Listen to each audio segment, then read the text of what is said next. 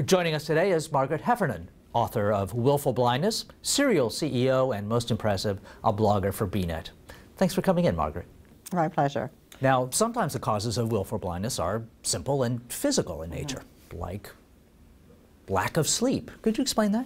Well, there's very interesting research, which I cite in my book, about the impact of missing a night's sleep. So if you work through the night, your cognitive capacity is about the same as if you're over the alcohol limit.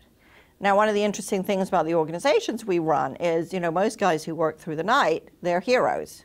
We would not say the same about people who turned up to work every day drunk. We're past the age, I hope, of madmen, with a 3-martini lunch. Yes. But we regularly work people at limits that the brain can't cope with. The important thing about that is that when you get tired, brain function doesn't diminish equally across the board. What happens is energy going to your brain primarily goes to keeping you awake. It goes away from critical thinking and cognitive ability. So when you're doing complicated deals, actually the stuff you need most, which is critical thinking, is what you have least of. And, I've done a lot of blogging about the very, very high failure rate in mergers and acquisitions. I've sat in innumerable conference rooms where lawyers thrilled to pull all-nighters, often night after night after night, to do the deal. And I would argue, at the very least, one reason these huge deals fail is because actually everybody's too tired to think. Interesting. Well, there's all sorts of willful blindness when there's a lot of money and ego involved as well. And of course, I write a lot about actually how money impacts the brain. And I think this is very fascinating stuff, which shows, that money operates as an anesthetic on the brain, so it reduces pain. It makes people recover faster, so that they have kind of a false sense of optimism. And perhaps most crucially, that one of the impacts that money has is it makes us feel both more powerful and less engaged socially. And when you're talking about money, are you talking about the size of your paycheck or the size of your net worth, or? All of those things. All of those things. There's also a huge body of evidence that shows that as people get more money, they become less engaged with society. But it becomes really important when we're looking at these very hot buttons like compensation, bankers' bonuses, and so on, that money is a way of not engaging with people. It's a sort of substitute relationship. I don't need to have relationships because I can just buy my way into anything that I need. And so you create an attitude to the world that is fundamentally asocial. And that's what makes it dangerous.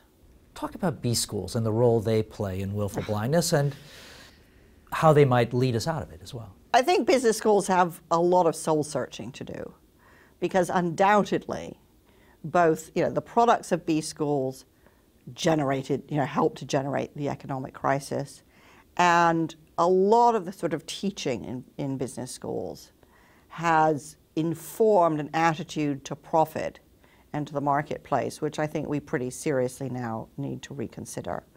Equally, I think there's a real problem around the homogeneity of business schools, which is, they tend to recruit pretty much the same kind of people going into the same kind of companies. And certainly one antidote to willful blindness is we need a wider variety of people with different backgrounds, different approaches, and different ways of thinking to create true discussion and argument inside our companies. I think, there's a feeling that the happy company doesn't argue. And I would say quite the opposite. The board where there's no conflict, the management team where there's no argument, these are very unsafe companies. You need conflict if you're going to surface the crucial information that really could be a matter of life and death to your business. You've been writing a lot about conscious capitalism Yeah. at BNET. I think of that as meaning companies that are aware of their effect in all sorts of different kinds of stakeholders, including employees and the environment and so on. Is that a way out of willful blindness? Is it possible for willful blindness to coexist with a company that practices conscious capitalism? Yeah. Well, I think willful blindness is, to some degree, a part of the human condition, but I argue extensively in my book that there are all sorts of structural ways to redress it.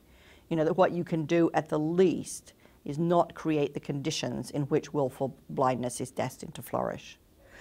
I think conscious capitalism is a sort of phrase that's been given to a movement around social entrepreneurship, using business as a way of solving society's ills, and positioning business as pro-social as opposed to antisocial, yes, if you like.